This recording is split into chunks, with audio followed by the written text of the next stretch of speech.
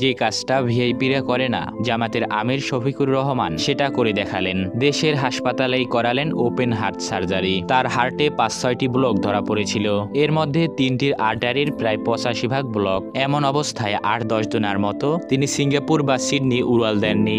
রাজধানীর ইউনাইটেড হাসপাতালে শফিকুর রহমানের সফল সার্জারি হয়েছে। দেশের চিকিৎসা ব্যবস্থায় ডাক্তার শফিকুর রহমানের এই আস্থা উদাহরণ হয়ে থাকবে। তিনি অনেক ক্ষেত্রেই উদাহরণ সেট করেছেন। এত বড় একটা দলের প্রধান হয়েও চলনে বলনে তিনি একেবারেই শান্তশিষ্ট। তার পা থেকে মাথা পর্যন্ত যেন শুধুই ধৈর্য, তবে নেতৃত্ব গুণে অসম্ভব বিচক্ষণ। তাকে কখনো মেজাজ হারাতে দেখা যায় না। আওয়ামী লীগ শাসন আমলে তার উপরে বহু ঝড়ঝঞ্ঝা বয়ে গেছে। তাকে আটক করা হয়েছে, তার দলকে করা হয়েছে নিষিদ্ধ, তবে কোনো কিছুতেই তিনি দমে যাননি বা হাল ছেড়ে দেননি। অবাক করা ব্যাপার হলো, জামাত ইসলামের জন্য তিনি এত আত্মত্যাগ করলেও এই দলে তার রাজনীতির হাতেখড়ি হয়নি। অতীতে তিনি জাসদ ছাত্রলীগের সাথে জড়িত ছিলেন। অবশ্য লম্বা হয়নি সেই পথ চলা। কয়েক বছর পেরোতেই জাসদ ছাত্রলীগ ছেড়ে ইসলামী ছাত্র শিবিরে যোগ দেন। এরপর থেকে বাংলাদেশে ইসলাম প্রতিষ্ঠায় তার সংগ্রাম চলমান আছে। অনেকেই হয়তো জানেন না, ডাক্তার শফিকুর রহমান একজন নামকরা চিকিৎসক। তিনি ১৯৫৮ সালের ৩১ অক্টোবর মৌলভীবাজারের কুলাউড়া উপজেলার ভাটেরা ইউনিয়নে এক সম্ভ্রান্ত মুসলিম পরিবারে জন্মগ্রহণ করেন। তার পিতা মরহুম মোহাম্মদ আবরু মিয়া এবং মায়ের নাম মরহুমা খাতুরুন নেসা।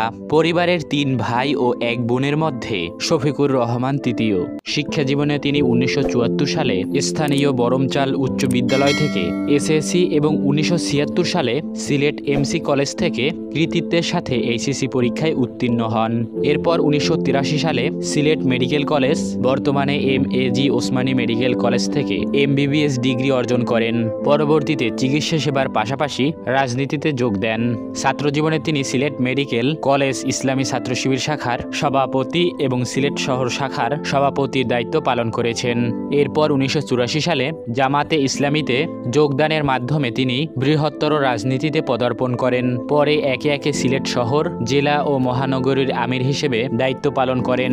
ডাক্তার শফিকুর রহমানকে ২০১৬ সালে জামাতের সাধারণ সম্পাদক পদে অধিষ্ঠিত করা হয়। বড় পরিসরে দায়িত্ব নেওয়ার পর তিনি সেটা একনিষ্ঠ এবং সফলতার সাথে পালন করেছেন।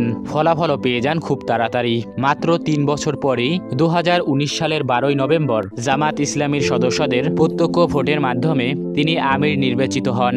তিনি ২০১৯ সালের ৫ ডিসেম্বর ২০২০-২২ কার্যকালের জন্য আমিরে জামায়াত হিসেবে প্রথমবারের মতো শপথ গ্রহণ করেন।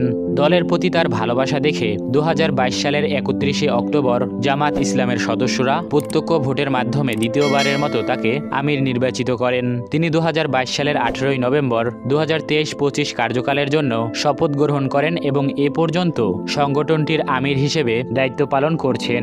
রাজনীতি পরিচয়ের বাইরেও একজন সমাজসেবক হিসেবে ডাক্তার শফিকুর রহমানের খ্যাতি রয়েছে। তিনি একটি বেসরকারি মেডিকেল কলেজ ও হাসপাতালের প্রতিষ্ঠাতা চেয়ারম্যান।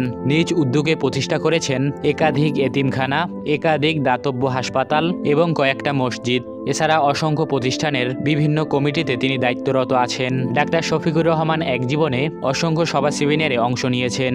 এজন্য তিনি মধ্যপ্রাচ্য, ইউরোপ এবং আমেরিকার বহু দেশ ভ্রমণ করেছেন। ডাক্তার শফিকুর রহমানের স্ত্রী আমিনা বেগম ৮ম জাতীয় সংসদে সংরক্ষিত মহিলা আসনের সদস্য ছিলেন। এই দম্পতির ঘরে 2 মেয়ে এবং 1 ছেলে আছে। অন্য দলগুলো যখন রেষারেষি আর দলীয় কোন্দলে ব্যস্ত, জামায়াতে ইসলামী তখন ভোটের মাঠ গুছাতে ব্যস্ত। অতীতে জামায়াতে যত আমির এসেছে তাদের সবার ভিতরেই একটি ফাঁপা আত্মবিশ্বাস ছিল। তারা ভোটের মাঠ নিয়ে সেভাবে চিন্তা করতেন না। ডাক্তার শফিকুর রহমান এখানেই ব্যতিক্রম।